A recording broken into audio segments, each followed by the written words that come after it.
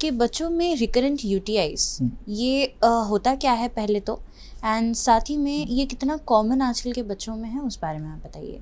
हाँ ठीक है। लाइक रिकरेंट यूटीआई उतना कॉमन नहीं है, पर लेकिन यूरिन इन्फेक्शंस तो कॉमन है। यूरिन इन्फेक्शन माने कि यूजुअली लाइक हमारा जो शरीर में वो यूरिनरी सिस्टम रहता है, जो किडनीज, ब्लैडर और यूरिटर्स और यूरिन का पासेज, उसमें जब बैक्टीरिया चले जाता है वहाँ पे इन्फेक्शन शुरू कर सकता है। सो उसको यूरिनरी इन्फेक्शंस कहा जाता है। अगर ये यूरिन इन्फेक्शंस बार बार हो रहा है, मतलब लाइक 2 बार या 3 बार उसके ऊपर हो रहा है, तो वो रिकरेंट यूरिनरी ट्रैक्ट इन्फेक्शंस बोलते हैं। सो ये क्यों इम्पॉर्टेंट है कि अगर रिकरेंट यूरिन इन्फेक्शंस हो तो लाइक किडनी का डैमेज होने के चांसेस ज़्यादा रहता है।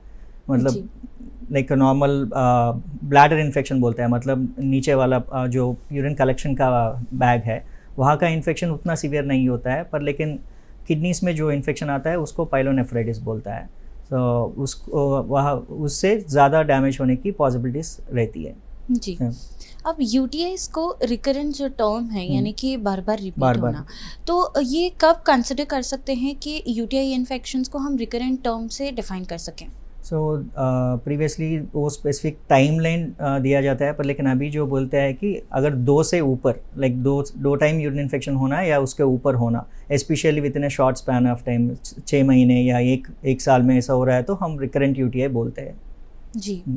साथ ही स्पेशलिस्ट की कंसल्टेशन की बात करें तो कब ज़रूरी हो जाता है एक बच्चे को स्पेशलिस्ट के पास लेकर जाना, एंड जो सिम्टम्स होते हैं वो कौन कौन से सिम्टम्स हैं जिसको कैच करना बहुत ज़रूरी है? नहीं, पहले एक any second episode of urine infection specialist को दिखाना ज़रूरी है।